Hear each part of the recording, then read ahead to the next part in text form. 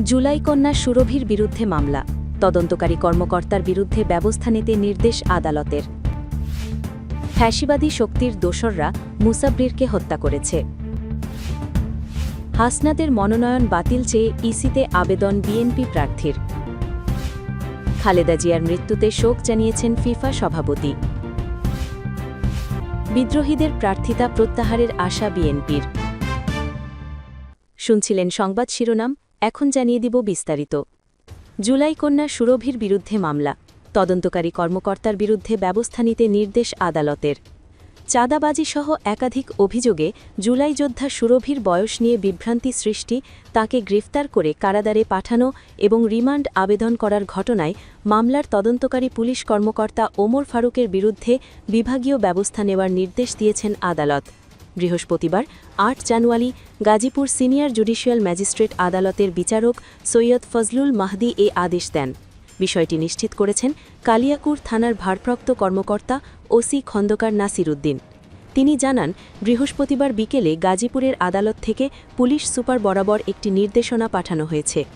আদালত সূত্রে জানা যায়, গত ২৫ ডিসেম্বর সুরভিকে গ্রেফতার করা হয়। ২৮ ডিসেম্বর তার পরিবারের পক্ষ থেকে জামিন আবেদন করা হলেও জামিন অযোগ্য ধারায় অভিযোগ থাকায় তা নামঞ্জুর করা হয়। এরপর ২৯ ডিসেম্বর ৫ দিনের পুলিশি হেফাজতের বা রিমান্ডের আবেদন করা হলে শুনানির তারিখ নির্ধারণ করা হয় ৩১ ডিসেম্বর।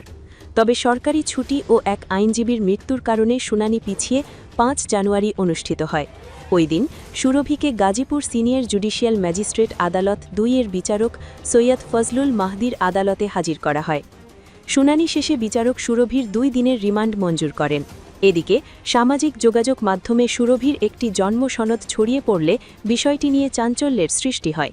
তখন আদালতের নজরে আসে সুরভির বয়স সংক্রান্ত বিষয়টি।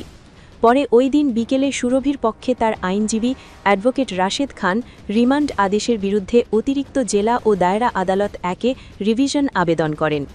সন্ধ্যায় উভয় পক্ষের শুনানি শেষে আদালতের বিচারক ও ভারপ্রাপ্ত জেলা জজ অমিত কুমার দে সুরভির রিমান্ড বাতিল করে ৪ সপ্তাহের অন্তর্বর্তীকালীন জামিন মঞ্জুর করেন।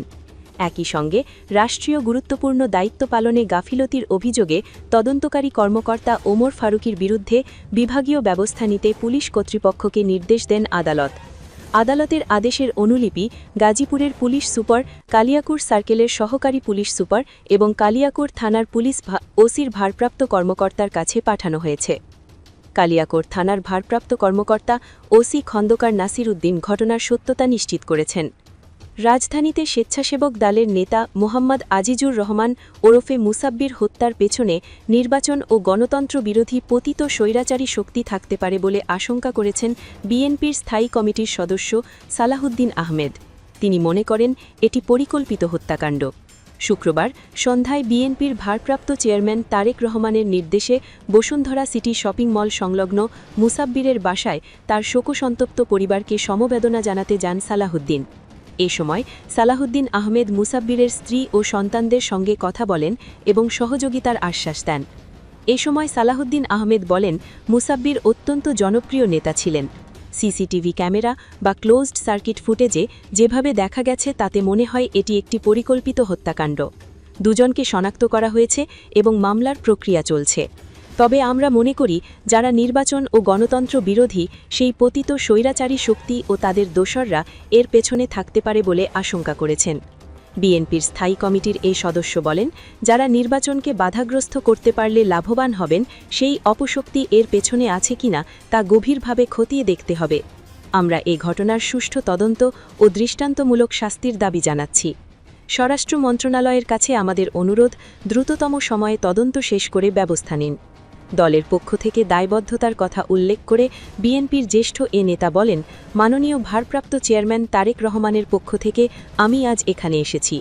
মুসাব্বিরের পরিবার ও সন্তানদের সারা জীবনের জন্য যা কিছু প্রয়োজন, দল হিসেবে আমরা সেই দায়িত্ব পালন করব ইনশাল্লাহ।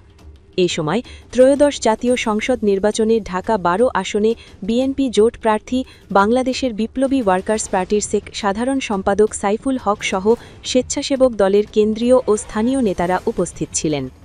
হাসনাদের মনোনয়ন বাতিল চেয়ে ইসিতে আবেদন বিএনপি প্রার্থীর।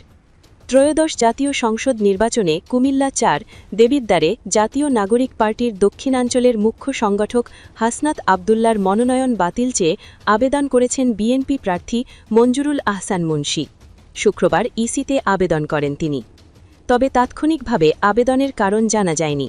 এর আগে বৃহস্পতিবার ঋণ খেলাপির তালিকা থেকে বিএনপির প্রার্থী মঞ্জুরুল আহসান মুন্সীর নাম বাদ দিয়ে হাইকোর্টের আদেশ স্থগিত করে দেন চেম্বার আদালত।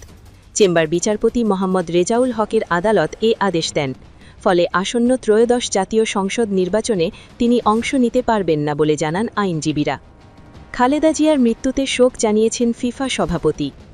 বাংলাদেশের প্রাক্তন প্রধানমন্ত্রী ও বিএনপি চেয়ারপারসন বেগম খালেদা জিয়ার মৃত্যুতে গভীর শোক প্রকাশ করেছেন বিশ্ব ফুটবলের নিয়ন্ত্রক সংস্থা ফিফার সভাপতি জিয়ান্নি ইনফান্তিনো। শুক্রবার বাংলাদেশ ফুটবল ফেডারেশন বাফুপে এক সংবাদ বিজ্ঞপ্তির মাধ্যমে বিষয়টি নিশ্চিত করেছে। বাফুপে প্রেসিডেন্ট তাবিথ আউয়ালের কাছে পাঠানো শোকবার্তায় ফিফা সভাপতি জিয়ান্নি ইনফান্তিনো বেগম খালেদা জিয়ার মৃত্যুতে গভীর দুঃখ প্রকাশ করেন। ইনফান্তিনো বলেন, বাংলাদেশের রাজনৈতিক ইতিহাসে খালেদা জিয়া ছিলেন এক গুরুত্বপূর্ণ ও পথপ্রদর্শক ব্যক্তিত্ব। দেশের প্রথম মহিলা প্রধানমন্ত্রী হিসেবে তিনি যে ভূমিকা রেখে গেছেন তা ভবিষ্যৎ প্রজন্মের জন্য একটি স্থায়ী উত্তরাধিকার হয়ে থাকবে। শোকবার্তায় আন্তর্জাতিক ফুটবল অঙ্গনের পক্ষ থেকে বাংলাদেশ সরকার, বাংলাদেশ ফুটবল ফেডারেশন এবং দেশের জনগণের প্রতি আন্তরিক সমবেদনা জানান ইনফান্তিনো। এই মানবিক সহানুভূতির জন্য ফিফা প্রেসিডেন্ট ও বৈশ্বিক ফুটবল সম্প্রদায়ের প্রতি কৃতজ্ঞতা প্রকাশ করেছে বাফুপে। উল্লেখ্য, আপোষহীন অবস্থানের জন্য পরিচিত বেগম খালেদা জিয়া গত বছর ৩০ ডিসেম্বর রাজধানীর এভারকেয়ার হাসপাতালে চিকিৎসাধীন অবস্থায় ইন্তেকাল করেন। মৃত্যুকালে তার বয়স ছিল ৮০ বছর। পরদিন ৩০ ডিসেম্বর রাষ্ট্রীয় মর্যাদায় রাজধানীর জিয়া উদ্যানে শহীদ রাষ্ট্রপতি জিয়াউর রহমানের কবরের পাশে তাকে দাফন করা হয়। বিদ্রোহীদের প্রার্থিতা প্রত্যাহারের আশা বিএনপির বিদ্রোহী প্রার্থীরা শেষ পর্যন্ত দলের সিদ্ধান্ত মেনে প্রার্থিতা প্রত্যাহার করে নেবে বলে প্রত্যাশা করেছেন বিএনপির স্থায়ী কমিটির সদস্য ও দলের নির্বাচন পরিচালনা কমিটির চেয়ারম্যান নজরুল ইসলাম খান। তিনি বলেছেন, দ্বাদশ জাতীয় সংসদ নির্বাচনে দলের সিদ্ধান্তের বাইরে যারা প্রার্থী হয়েছেন তাদের প্রার্থিতা প্রত্যাহারের জন্য আহ্বান জানানো হয়েছে। নির্ধারিত সময়সীমার মধ্যে তারা মনোনয়ন প্রত্যাহার না করলে দল তাদের বিরুদ্ধে কঠোর সাংগঠনিক ব্যবস্থা নেবে। রাজধানীর শেরেবাংলা নগরে ফ্রাইডে বিকেলে প্রয়াত বেগম খালেদা জিয়ার জীবন ও কর্মের উপর আলোকচিত্র প্রদর্শনীর উদ্বোধন শেষে সাংবাদিকদের প্রশ্নের জবাবে তিনি এসব কথা বলেন। নজরুল ইসলাম খান বলেন, বিএনপির মতো বড় দলে যোগ্য প্রার্থী অনেকেই মনে করেছেন দল থেকে তাকে মনোনীত করলে ভালো হতো, তাই তারা প্রার্থী হয়েছেন। তবে প্রত্যাহারের সময় এখনও শেষ হয়নি। আমরা আশা করছি তারা দলের সিদ্ধান্তের প্রতি শ্রদ্ধাশীল হয়ে প্রার্থীটা প্রত্যাহার করে নেবেন। অনেক জায়গা থেকে ইতোমধ্যেই প্রত্যাহারের খবর আমরা পেয়েছি। এর বাইরে কেউ থাকলে সাংগঠনিক ব্যবস্থা নেওয়া হবে। এক উপজেলায় নতুন কমিটি দিল বিএনপি। বেগম খালেদা জিয়ার আদর্শ ও তারেক রহমানের নেতৃত্বের বিষয়ে তিনি বলেন, দেশনেত্রী তার সুযোগ্য সন্তান তারেক রহমানকে রেখে গেছেন, যিনি এখন দেশের সবচেয়ে জনপ্রিয় ব্যক্তিত্ব। তারেক রহমান বলেছেন, তার মা যেখানে কাজ শেষ করেছেন তিনি সেখান থেকে শুরু করবেন। আমরা বিশ্বাস করি শহীদ জিয়া ও খালেদা জিয়ার আদর্শ ধারণ করে তিনি দেশ ও মানুষের কল্যাণে পজিটিভ পরিবর্তন আনবেন। আমরা আশা করি যে এই কাজে আমরা আমাদের গণমাধ্যম সহ সবারই সহযোগিতা পাব। নজরুল ইসলাম খান জানান, বিএনপির নির্বাচনী ইশতেহার প্রণয়ন কমিটির কাজ চলছে এবং খুব শীঘ্রই তা প্রকাশ করা হবে। শিক্ষা প্রতিষ্ঠানের নির্বাচন বা জকসু সংক্রান্ত এক প্রশ্নে তিনি বলেন, বহু বছর আমাদের ছাত্র সংগঠন কাজ করতে পারেনি।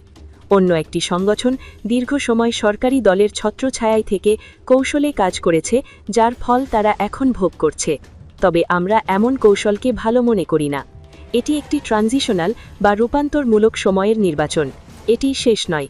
এর আগে Bogura media and cultural society আয়োজিত চিত্র প্রদর্শনীটি পরিদর্শন করেন নজরুল ইসলাম খান। পরে সংগঠনের সদস্যদের নিয়ে তিনি জিয়াউর রহমানের মাজার জিয়ারত করেন। বিএমসিএসের প্রেসিডেন্ট মারুফা রহমান এবং সাধারণ সম্পাদক সুজন মাহমুদ সহ সংগঠনের অন্যান্য কর্মকর্তারা এ সময় উপস্থিত ছিলেন।